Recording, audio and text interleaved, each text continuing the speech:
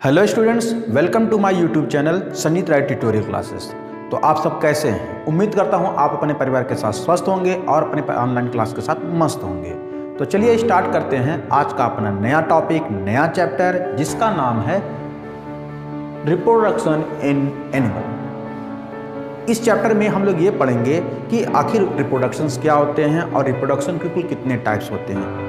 तो सबसे पहले उन्हीं की कड़ी में जो सबसे पहला टॉपिक है, उसका टॉपिक का नाम है रिप्रोडक्शन, कि रिप्रोडक्शन क्या होता है। तो आप लोगों ने देखा होगा बच्चों कि इस अर्थ पर लाइफ साइकिल कैसे चल रही है। जैसे आपने देखा कि कोई एक बूढ़ा व्यक्ति इस धरती से पास आउट हो जाता है, तभी किसी न किसी हॉस्पिटल में किसी न किसी नए बच्चे का आगमन भी हो जाता है। मतलब एक ऑर्गेनिज्म जाता रहता है और दूसरा ऑर्गेनिज्म उसके जाने के बाद उसकी जगह को रिप्लेस करता है, ताकि वो इस धरती पर लाइफ साइकिल की कंटिन्यूटी को चलाए रखे। तो इस धरती पर एक नए ऑर्गेनिज्म का आना एक किसी ऐसे ऑर्गेनिज्म से जो ऑलरेडी एक अस्तित्व में हो, तो जब किसी एक अस्तित्व में रहे ऑर्गेनिज्म से एक नया ऑर्गेनिज्म प्रोड्यूस होता है, तो इसी प्रोसेस को हम लोग क्या कहते हैं? रिप्रोडक्शन कहते हैं। तो वही डिफिनेशन लिखी हुई है, the reproductions the production of new individuals of their parents is called reproduction. किसी पेरेंट से किसी न्यू इंडिविजुअल्स का प्रोडक्शन क्या कहलाता है? रिप्रोडक्शन। इसका नाम ही बच्चों री मतलब अगेन, प्रोडक्शन मतलब प्रोड्यूस होना, मतलब किसी ऑर्गेनिज्म का जो एक ऑलरेडी ऑर्गेनिज्म है, उस ऑर्गेनिज्म से नए ऑर्गेनिज्म बनना, रीबर्थिंग of organism is called reproduction. ये सबको क्लियर हो गई बच्चों? तो चलिए अब अगला टॉपिक है मोड ऑफ रिप्रोडक्शन, कि रिप्रोडक्शन कुल कितने टाइप के होते हैं। तो रिप्रोडक्शन कुल दो टाइप के होते हैं, एसेक्सुअल रिप्रोडक्शन और दूसरा सेक्सुअल रिप्रोडक्शन। एसेक्सुअल रिप्रोडक्शन और सेक्सुअल रिप्रोडक्शन में क्या क्या डिफरेंस है? तो सबसे पहले डिफरेंसेस देख लीजिए कि डिफरेंसेस कहते किसे हैं। तो एसेक्सुअल रिप्रोडक्शन क्या कह रहा है? The production of new animals by a single parents, यानी अगर किसी ऑर्गेनिज्म का प्रोडक्शन हो रहा है और उस ऑर्गेनिज्म को बनाने के लिए केवल एक ही ऑर्गेनिज्म पार्टिसिपेट कर रहा है। बात समझ में आ गई? एक ही ऑर्गेनिज्म के बॉडी पार्ट से कट फाड़ करके टूट फूट करके अगर एक नया एनिमल बन जा रहा है, तो इस प्रोसेस को हम लोग क्या कहते हैं? Asexual reproduction. तो स्टूडेंट्स, हम लोग आ जाते हैं एसेक्सुअल रिप्रोडक्शंस के एग्जांपल्स को लेकर के। एक्चुअल में बच्चों, जितने भी एसेक्सुअल रिप्रोडक्शन के एग्जांपल की जहां पर एक सिंगल पेरेंट से केवल एक ही ऑर्गेनिज्म प्रोड्यूस हो सकता है, उसके एग्जाम्पल केवल लोअर कैटेगरीज के एनिमल्स में आते हैं। तो उन्हीं में से एक एनिमल का आप जिसका नाम जानते होंगे, हाइड्रा, जिसका मैंने स्ट्रक्चर को मैंने ड्रॉ किया हुआ है।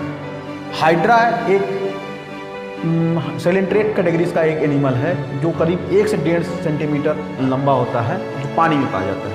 इसके अगल बगल ऐसे टेंटिकल्स मिलते हैं और ये क्या करता है? पानी में घूमने वाले प्लैंकटॉन्स वगैरह को क्या करता है? पकड़ करके खा जाता है। वो छोटा सा एनिमल होता है, लेकिन अगर उसकी लाइफ साइकिल की स्टडी की गई तो देखा गया कि जो हाइड्रा, जो एक पेरेंट बॉडी है, जब भी एसेक्सुअली रिप्रोड्यूस करता है तो अपने बॉडी में एक आउटग्रोथ बनाता है। उस आउटग्रोथ को हम लोग बड कहते हैं। अब जैसे ही ये बड बनता है तो यहाँ पे इसके इस एरिया पर फट करके जैसे इसके टेंटिकल्स बने हो, उसके भी टेंटिकल्स बनना शुरू हो जाते हैं। और जब ये बच्चा यहीं से माइक्रो ऑर्गेनिज्म पकड़ पकड़ के खाना शुरू कर देता, तभी समझ जाते हैं पेरेंट्स, ये जान जाते हैं कि ये बच्चा मैच्योर हो गया, तब वो बॉडी से डिटैच हो जाता है और डिटैच होकर के ये भी पानी में फ्री स्विमिंग स्टेट को कंटेन कर लेता है और एक ही ऑर्गेनिज्म से जब एक नया ऑर्गेनिज्म बन जाता है, तो इस प्रोसेस को हम लोग कहते हैं एसेक्सुअल रिप्रोडक्शन इन एनिमल, यानी हाइड्रा। वैसा ही आपने ईस्ट देखा होगा। ईस्ट, जिसको हम लोग अपनी भाषा में खमीर कहते हैं, जिसको हम लोग रोटियों को फुलाने में यूज करते हैं, यही ईस्ट है। दिखने में थोड़ा सा इलिप्टिकल एक यूनिसेलुलर ऑर्गेनिज्म होता है, फंगस कैटेगरी का एनिमल है। अब होता ये कि जब ये भी रिप्रोडक्शन करता है तो ये भी अपने बॉडी के ऊपर एक आउटग्रोथ बनाता है और ये एक ऐसा आउटग्रोथ बनता है, और जब वो आउटग्रोथ बनता है तो इसके न्यूक्लियस में डिवीजन हो जाते हैं। फिर एक न्यूक्लियस इस सेल में चला जाता है, एक न्यूक्लियस इस सेल में आ जाता है। अब फिर ये जब कंप्लीट हो जाता है तो दो प्रोसेस होते हैं, या तो ये इसके बॉडी से अलग हो जाता है, डिटैच हो जाता है, और ये दो अलग अलग सेल के अंदर कन्वर्ट हो जाते हैं। अगर ये इनसे नहीं अलग हो पाता है तो ये इसी के ऊपर चिपका रह जाता है और फिर से एक नया डिवीजन स्टार्ट कर देता है। इस प्रकार से एक ऑर्गेनिज्म के ऊपर बाकायदा ऐसा चेन बनना शुरू हो जाता है। तो एक ही ऑर्गेनिज्म से बहुत सारे ऑर्गेनिज्म बनना क्या कहलाता है? Asexual reproductions. तो स्टूडेंट्स, आ जाते हैं हम लोग सेक्सुअल रिप्रोडक्शन में। और जैसा कि हमने इसके पहले देखा कि जब एसेक्सुअल रिप्रोडक्शन होता है तो उसमें एक सिंगल पेरेंट बॉडीज टूट करके या आउटग्रोथ बना करके एक नया ऑर्गेनिज्म बना देता है। और उसमें वो किसी थर्ड पार्टी की कभी भी हेल्प नहीं लेता।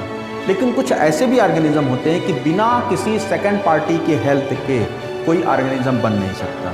तो इसी प्रोसेस को हम लोग क्या कहते हैं, सेक्सुअल रिप्रोडक्शन। जैसा कि डेफिनेशन लिखा हुआ है कि the production of new animal, हमें बनाना क्या है, एक new animal by the existing two parent. यहां पर इस बात को फोकस करिए बच्चों, टू पेरेंट, जबकि वहां पर क्या था, one parent, a single parents, due to the fusion of their gametes is called sexual reproduction. अगर आप ये न भी लिखें, आप सीधे लिख दें the production of a new individuals by the existing two parents is called sexual reproduction, बोल सकते हैं। अब क्वेश्चन होता है कि sir how an organism can produce the sexual reproduction, आखिर सेक्सुअल रिप्रोडक्शन में के लिए दो पेरेंट्स का होना जरूरी क्यों होता है? तो रीजन क्या है?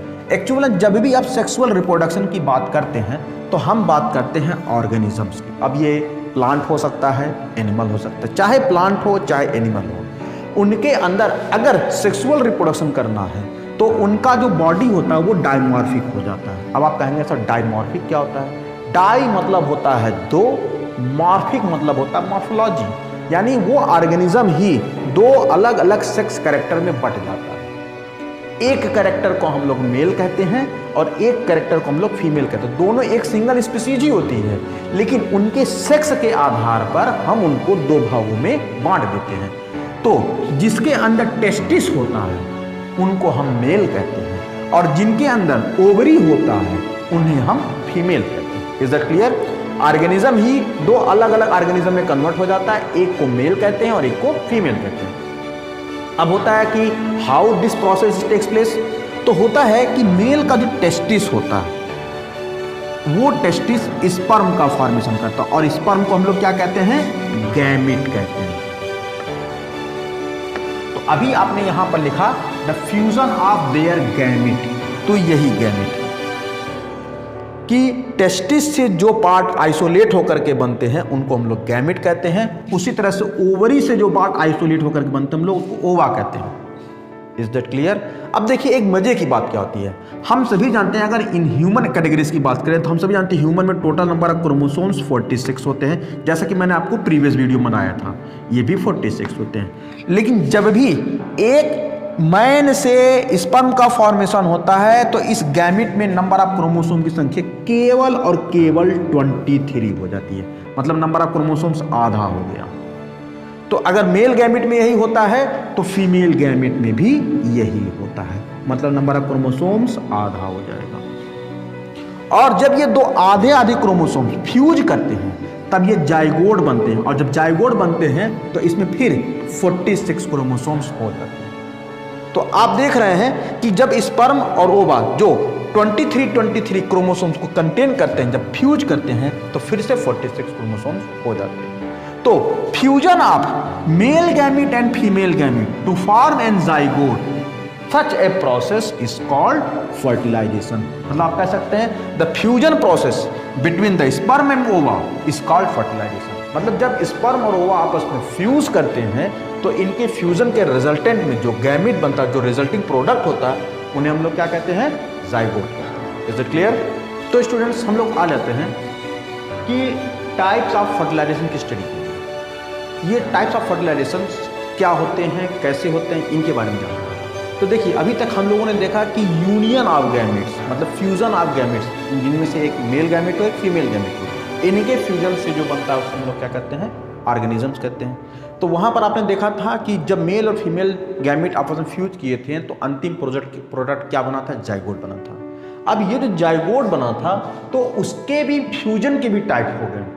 फ्यूजन के कौन कौन से टाइप होते हैं? बहुत सारे ऑर्गेनिजम्स ऐसे होते हैं जिनमें fusion out of the body होता है। तो जिनमें मेल और फीमेल अगर पानी के अंदर फ्यूज करके गैमेट बना जाइगोट बनाते हैं तो इनके फर्टिलाइजेशन को हम लोग एक्सटर्नल फर्टिलाइजेशन कहते हैं।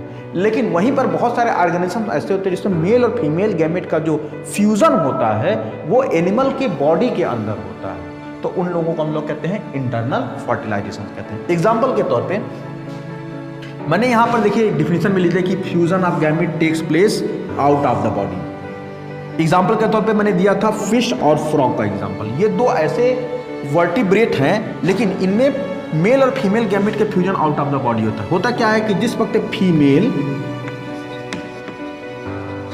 एग को पानी में डिस्चार्ज करती है, उसी समय मेल गैमेट को डिस्चार्ज पानी में करता है और ठीक उसी डायरेक्शन में करता है। तो जैसे ही ये पानी में निकलते हैं तो तुरंत सारे मेल गैमेट जाकर के 1 बाय 1 इनके साथ फ्यूज कर जाते हैं। तो और जाइगोट भी कहाँ बनता है? पानी के अंदर बनता है और पानी के अंदर ही डेवलप होता है और डेवलप होने के बाद वो न्यू ऑर्गेनिज्म पानी के अंदर, यानी उनको बचपन से किसी प्रकार का पेरेंटल केयर नहीं मिल पाता। दैट इज वहीं पर जो इंटरनल फर्टिलाइजेशन होते हैं, इसमें जो होता है मेल और फीमेल गैमेट का फ्यूजन फीमेल बॉडी के अंदर होता है। बात समझ में आ गई?